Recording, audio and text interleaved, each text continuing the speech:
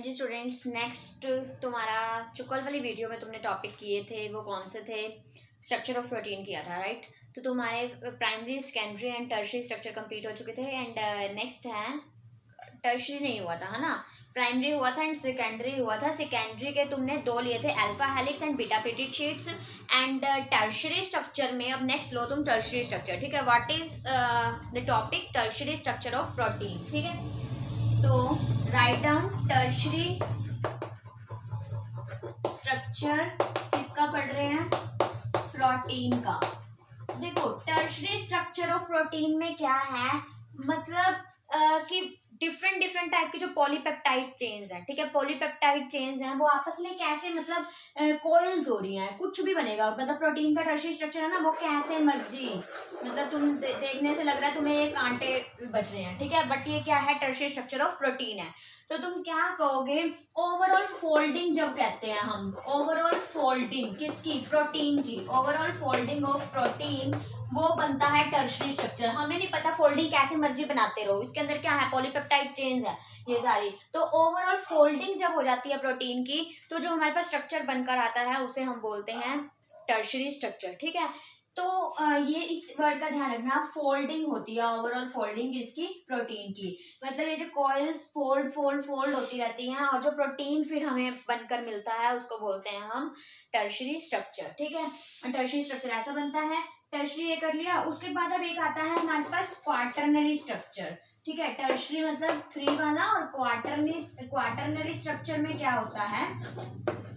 Quaternary structure में एक हमने सपोज करो पॉलीपेप्टाइड चेन, टर्शियरी से क्वाटरनरी बनता है ना, टर्शियरी से क्वाटरनरी बनेगा। एक पॉलीपेप्टाइड मान लो, एक ये ले लिया, ठीक है? और दूसरा कुछ ऐसे, ठीक है? और फिर हमने एक मतलब इसको मान लिया, ये P1 ले लिया, ये P2, फिर एक बना है P3, फिर यहाँ पे ये बना है P3। P1 ले लिया, P2 ले लिया और ये ले लिया P3। कैसे मर्जी कॉइल्स को मतलब इकट्ठा करके वो हमारे पास क्या बनता है? P1, P2, P3। ये सारे क्या हैं? प्रोटीन्स हैं, ठीक है? P1, P2, P3 जब ये तीनों आपस में मिलाएंगे तो एक फोर्थ स्ट्रक्चर बनता है, डेट इज क्वाटरनरी स्ट्रक्चर, ठीक है? कौन सा स्ट्रक्चर होता है वो? क्वाटरनरी स्ट्रक्चर होता है।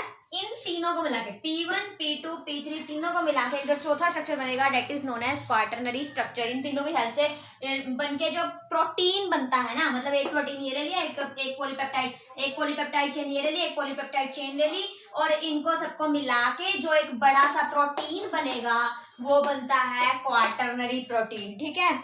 हो गया राइट डाउन। मतलब स्ट्रक्चर्स थोड़ा सफाई से बना लेना, ये अलग है ऊपर। फिर ये P1, P2, P3 तीन ले ली पॉलीपेप्टाइड चेन्स, इनको मिलाकर जो बनेगा प्रोटीन उसको बोलते हैं क्वाटरनरी स्ट्रक्चर, ठीक है? राइट डाउन कर लो इसको।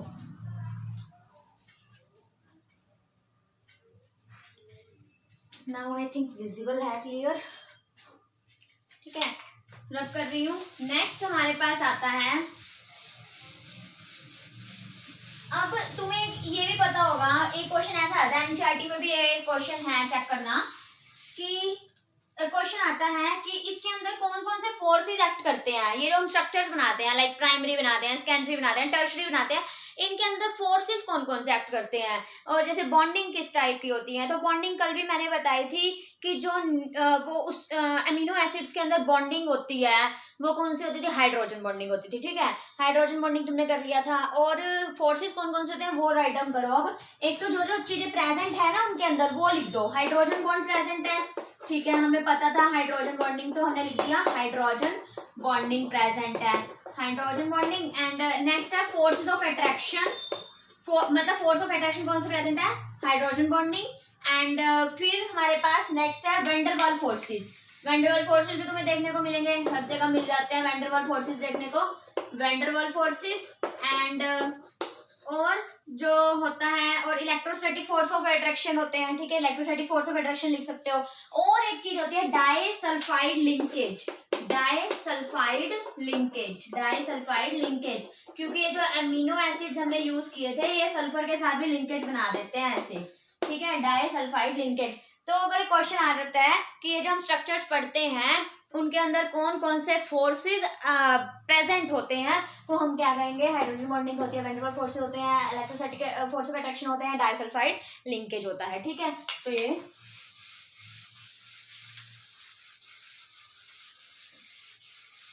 ठीक है।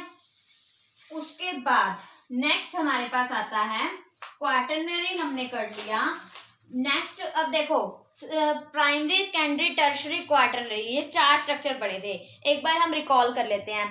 प्राइमरी में तुमने क्या पढ़ा था, सिंपल जो सीक्वेंस आता है प्रोटीन्स का, ठीक है, जो सिंपल मतलब कि एमिनो एसिड का अगर हमें सीक्वेंस पता है तो वो सीक्वेंस ही होता है, वो प्राइमरी स्ट्रक्चर बनाता है। सेकेंडरी स्ट्रक्चर में हमने क्या पढ़े थे, 2 पढ़े थे फर्दर। कौन कौन से पढ़े थे सेकेंडरी स्ट्रक्चर में, एक अल्फा हेलिक्स स्ट्रक्चर पढ़ा था और दूसरा बीटा प्लीटेड शीट्स पढ़ा था। ठीक है, अल्फा हेलिक्स में तुमने क्या किया था, अल्फा हेलिक्स स्ट्रक्चर कुछ ऐसा बनाया था, ठीक है, ऐसे alpha helix structure, and beta pleated sheets तुमने कुछ ऐसा बनाया था, याद रखना है तुमने। ठीक है, अल्फा हेलिक्स पढ़ा, बीटा प्लीटेड पढ़ा, ठीक है, सेकेंडरी हो गया। टर्शरी में तुमने क्या पढ़ा था, टर्शरी स्ट्रक्चर में जो एक तो ये अभी तुम्हें मैंने बताया, टर्शरी स्ट्रक्चर में क्या होता है कि जब हमने ऐसे कुछ भी फोल्डेड प्रोटीन जब होंगे वो हमारा टर्शरी स्ट्रक्चर कहलाएगा। एंड टर्शरी स्ट्रक्चर के एग्जांपल जो तुम पढ़ते हो ना, globular protein and fibrous protein जो हमने पढ़ा था, वो होते हैं टर्शरी स्ट्रक्चर के फर्दर टाइप। ठीक है, टर्शरी स्ट्रक्चर भी हो गया। उसके बाद नेक्स्ट आता है क्वाटरनरी। क्वाटरनरी में क्या होता है कि जब ये पॉलीपेप्टाइड, बड़ी बड़ी सी जो पॉलीपेप्टाइड चेन्स हम टर्शरी में ले रहे थे ना, ये इकट्ठी मिल जाती हैं तो हमें एक प्रोटीन बड़ा सारा मिलता है। मतलब P1 एक पॉलीपेप्टाइड चेन ले ली, P2 एक दूसरी ले ली, फिर जब उनको पूरा टुगेदर कंबाइन करेंगे उससे हमारे पास जो एक बड़ा सा प्रोटीन बनेगा, that is known as quaternary structure. तो 4 स्ट्रक्चर तुम्हें सिंपली याद करने हैं, सिंपल से। ठीक है, तो अगर बनाने भी आ गए तो तुम्हें बनाने आते ही हैं। एंड फिर उसके बाद हमारे पास जो इम्पोर्टेंट नेक्स्ट बड़ा इंपॉर्टेंट टॉपिक है डीनेचुरेशन ऑफ प्रोटीन। ये पेपर में पूछ लिया जाता है, तो हम पढ़ते हैं denaturation of protein. Okay, so write down denaturation of protein, साथ के साथ नोट्स बनाते रहना।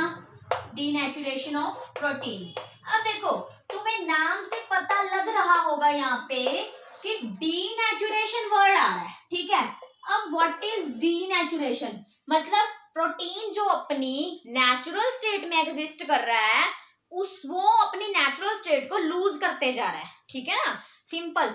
नेचुरेशन and denaturation, what is denaturation, कि प्रोटीन अपनी जो नेचुरल में जैसा वो एग्जिस्ट कर रहा है, नेचर में जो उसका नेटिव स्टेट है उसमें जो वो एग्जिस्ट कर रहा है, उसको छोड़ के उसको वो वाली स्टेट गुम हो गई, लॉस्ट हो गई, या उसको लूज कर दिया। ठीक है, किसकी वजह से वो हमने पढ़ना है अभी। और फिर उसकी वो जो नेचर वाली स्टेट थी वो लूज हो गई और दूसरी स्टेट आ गई, that is known as denaturation of protein. ठीक है, तो ये है। तो लाइक हमारे पास कोई एक स्ट्रक्चर बना के दिखा दो, क्वाटरनरी स्ट्रक्चर बना के दिखा देते हैं हम, टर्शरी बना के दिखा दो, तुम्हारी मर्जी है। ठीक है, लाइक हमने एक स्ट्रक्चर बना के दिखा दिया प्रोटीन का, फोल्डेड वाला। ठीक है, ये स्ट्रक्चर बना दिया है प्रोटीन का। ठीक है, क्या है ये प्रोटीन का स्ट्रक्चर है। ठीक है, क्वाटरनरी। अब इसमें हमने क्या कह रहे हैं, ऑन चेंज ऑफ टेम्परेचर, जब भी टेम्परेचर में चेंज आता है या फिर पीएच में चेंज आता है, कोई फिजिकल चेंज आ रहा है, कोई केमिकल चेंज आ रहा है, उसकी वजह से क्या होगा, क्वाटरनरी स्ट्रक्चर किसमें चेंज हो जाएगा, टर्शरी में। ठीक है, और टर्शरी स्ट्रक्चर किसमें चेंज हो जाएगा, सेकेंडरी में, और सेकेंडरी स्ट्रक्चर किसमें चेंज हो जाएगा, प्राइमरी में। ठीक है, समझ जाओगे ना, ये मैं शॉर्ट फॉर्म अगर लिख रही हूँ, क्वाटरनरी चेंज हो जाएगा टर्शरी में, टर्शरी चेंज हो जाएगा सेकेंडरी में, सेकेंडरी चेंज हो जाएगा प्राइमरी में। ठीक है, और क्योंकि टेम्परेचर का वहां चेंज हो रहा है या फिर पीएच का वहां चेंज हो रहा है, तो उसकी वजह से क्या हो रहा है, जो क्वाटरनरी का रियल स्ट्रक्चर था वो टर्शरी में चला गया, टर्शरी का था वो सेकेंडरी में चला गया, सेकेंडरी का था वो प्राइमरी में चला गया। तो क्या होगी, डीनेचुरेशन होगी ना प्रोटीन की।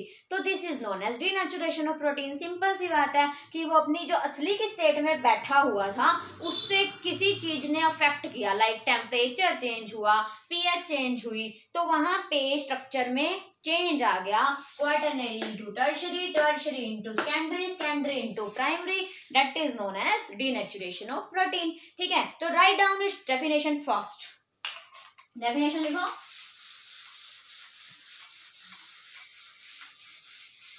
देखो डेफिनेशन में क्या लिखोगे, लिखो, मैं बोल रही हूं, denaturation is a process in which denaturation is a process in which protein, जिसमें क्या होगा, प्रोटीन या न्यूक्लिक एसिड भी हो सकते हैं, न्यूक्लिक एसिड अभी हमने नेक्स्ट लेक्चर में पढ़ने हैं। ठीक है, इन विच प्रोटीन और nucleic acids lose, main word है ये, लूज करता है क्वाटरनरी स्ट्रक्चर। लूज क्या करेगा, लूज क्वाटरनरी स्ट्रक्चर, अरे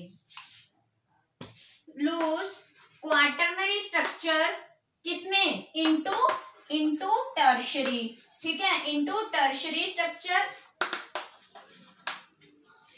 एंड सेकेंडरी स्ट्रक्चर। टर्शरी किसमें कर देगा, सेकेंडरी में। ठीक है, and tertiary into secondary which is present in native state, which is present, जो किसमें प्रेजेंट होंगे, which is present in native, native मतलब कि जो उसकी रियल नेचुरल स्टेट थी, which is present in native state, that is known as denaturation of protein. ठीक है, सिंपल बात है। तो कुछ अगर नहीं समझ आता है तो तुम मुझसे पूछ सकते हो, क्या बोला है कि अगर इफ टेम्परेचर चेंज हो रहा है या पीएच में चेंज हो रहा है तो उसकी वजह से जो क्वाटरनरी स्ट्रक्चर होगा उसमें भी चेंज आएगा, टर्शरी में भी आएगा, सेकेंडरी में भी आएगा। ठीक है, तो हमारे पास ये बन गया, इसको नोट डाउन करो, फिर आगे लेते हैं। ठीक है, ओके, तो अब हमारे पास नेक्स्ट देखो, कर लिया एक, मतलब इसमें सिंपल सी बात ये भी कर सकते हो कि मतलब अगर देखें तो अनफोल्डिंग ऑफ प्रोटीन हो जाता है ना, unfolding of protein, protein folded होता है।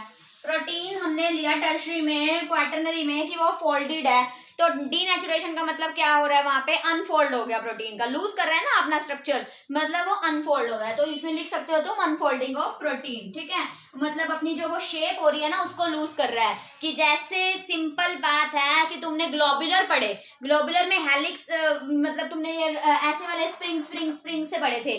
ठीक है, ये बिल्कुल सीधे हो जाएगा, अपना लूज शेप को लूज कर देगा। ठीक है, अपनी शेप को चेंज कर लेगा।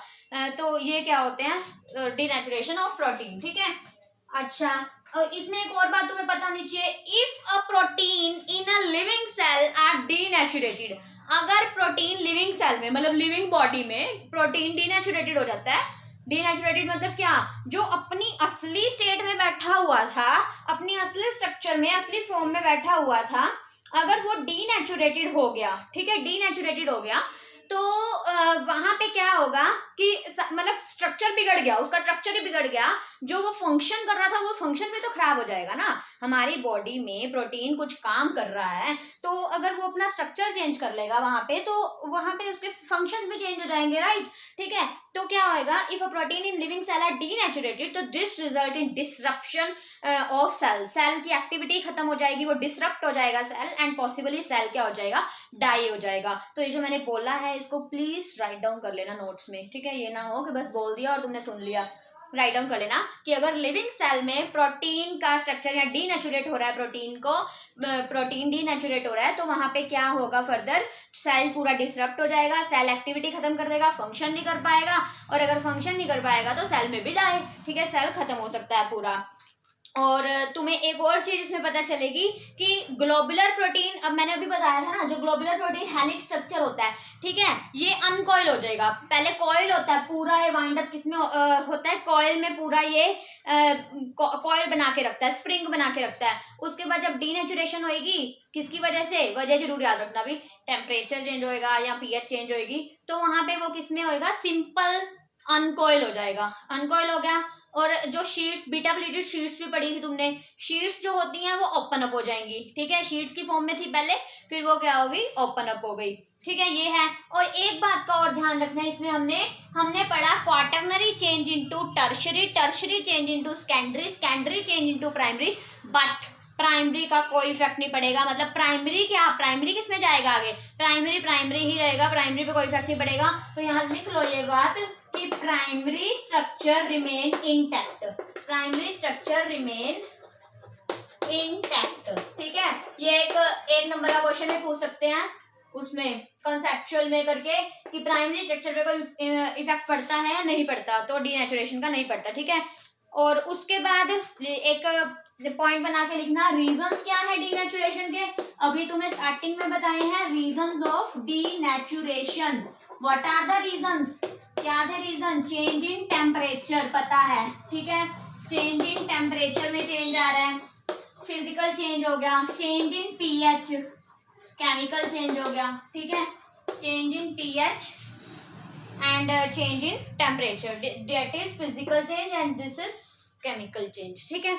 इसकी वजह से डीनेचुरेशन ऑफ प्रोटीन अक्कर होती है, और डीनेचुरेशन प्रोटीन अक्कर होना अच्छी बात नहीं है ना, क्योंकि सेल खराब, सेल डिफेक्ट हो सकता है, ठीक है। तो नोट कर लिया ये।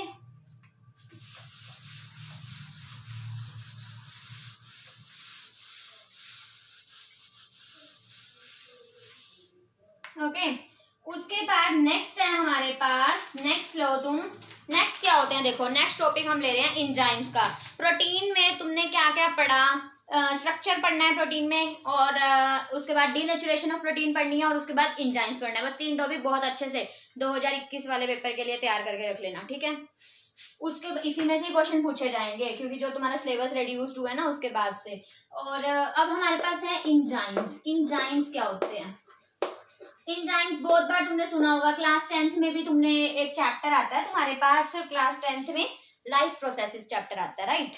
तो लाइफ प्रोसेसेस चैप्टर में तुमने एंजाइम्स के बारे में जरूर पढ़ा होगा, है ना, कि कुछ लाइपेज पढ़ा है, या और भी हमने ये यूरिया के लिए भी एंजाइम होता है, लाइपेज होता है, ठीक है, और ट्रिप्सिन होता है, अमाइलेज होता है, ये सारे एंजाइम्स पढ़े थे, क्या काम होता है इनका ये हमने पढ़ना है, ठीक है। तो लिखिए एंजाइम्स क्या होते हैं, they are the globular protein. Enzymes basically हैं क्या, प्रोटीन है, कुछ नहीं है, प्रोटीन है, ठीक है। एंजाइम्स को याद करने का तरीका क्या है, एंजाइम्स क्या होते हैं, प्रोटीन होते हैं, प्रोटीन्स होते हैं एंजाइम्स, ठीक है। तो लिखो एंजाइम्स आर द, क्या होते हैं enzymes, enzymes are the globular protein.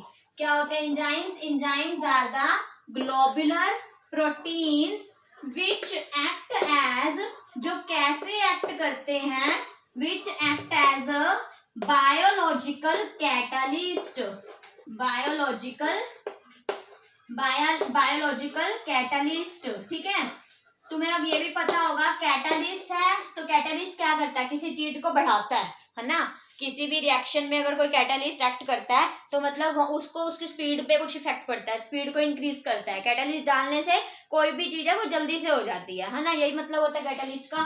तो enzymes are the globular, main बात अब यहाँ पे क्या वर्ड आ गया, ग्लोबुलर। प्रोटीन में, प्रोटीन तो होते हैं लेकिन प्रोटीन का भी कौन सा पार्ट होते हैं, एंजाइम, ग्लोबुलर प्रोटीन होते हैं, ठीक है। हमारे पास 2 टाइप के प्रोटीन होते हैं, ग्लोबुलर और fibrous protein, and enzymes are globular proteins, ठीक है।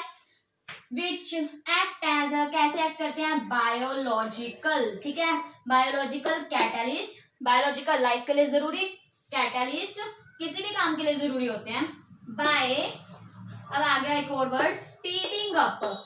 कैटलिस्ट भी क्या करता है, मैंने अभी बताया कैटलिस्ट भी क्या करता है, स्पीड पे कुछ ना कुछ इफेक्ट करेगा, तो वही आ गया speeding up of rate of chemical reaction, speeding up the rate of chemical reaction, ठीक है। जहां पे भी एंजाइम किसी भी पार्ट में, किसी भी फंक्शन में अगर एंजाइम एक्ट कर रहे हो वहां पे, तो क्या करेगा, वो फटाफट से उस फंक्शन को करने देगा, ठीक है, या रिएक्शन को इस तरह से वो इंक्रीज करता है ताकि वो फंक्शन तेजी से हो जाए। तो एंजाइम्स क्या होते हैं, are the globular proteins which act as a biological catalyst by speeding up the rate of chemical reaction, ठीक है, ये काम करते हैं enzymes. And all enzymes are protein but all proteins are not enzymes, ठीक है। All enzymes are proteins.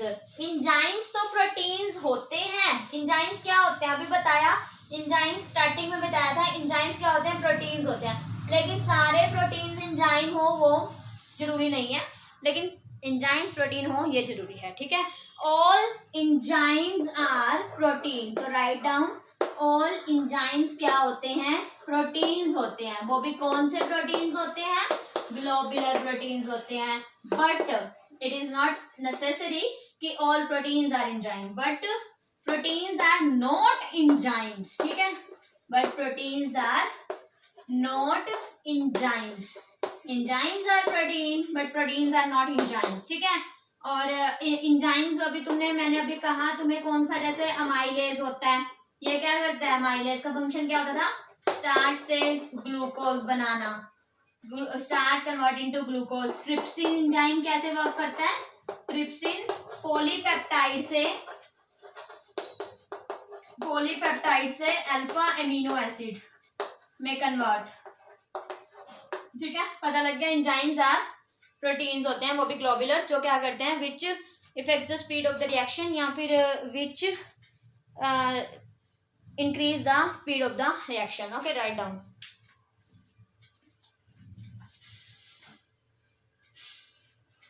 Okay, so अब हम नेक्स्ट टॉपिक अपना कर लेते हैं न्यूक्लिक एसिड का और विटामिन का। दो टॉपिक हमारे रह गए हैं, विटामिन एंड न्यूक्लिक एसिड, वो हम फर्दर आगे कंप्लीट करेंगे। लेकिन नोट्स बनाते रहो एंड चेक करवाते रहो, ठीक है।